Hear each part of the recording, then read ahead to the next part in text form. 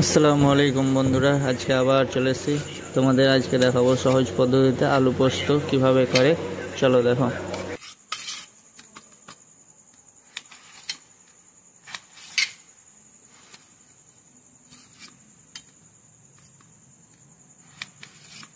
আলু ছোট ছোট পিস করে নিলাম।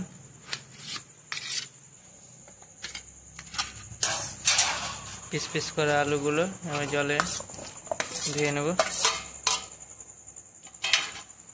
আমরা এখানে 2 চামচ পোস্ত নিয়ে নেব পেস্ট করার জন্য। ভালো পরিমাণে জল দিয়ে আমরা এটা পেস্ট করে নেব।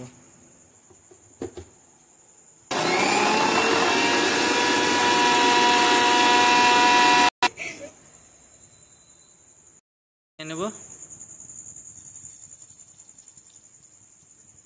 দুটো শুকনো লঙ্কা দিয়ে দিলাম, একটু 5 ফোড়ন দিয়ে দিলাম,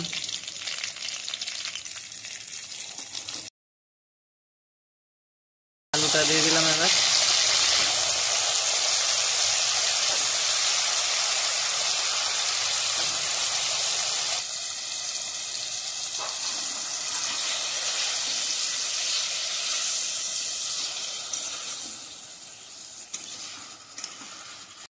একটু হলুদ দিয়ে দিলাম, পরিমাণ মতো লবণ দিলাম।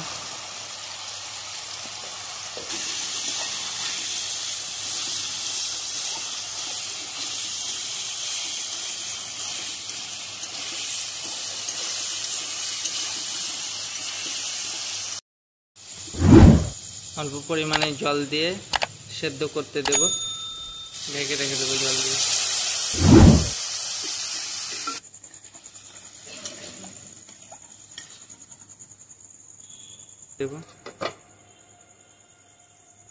পোস্ত বাটাটা দিয়ে দিলাম।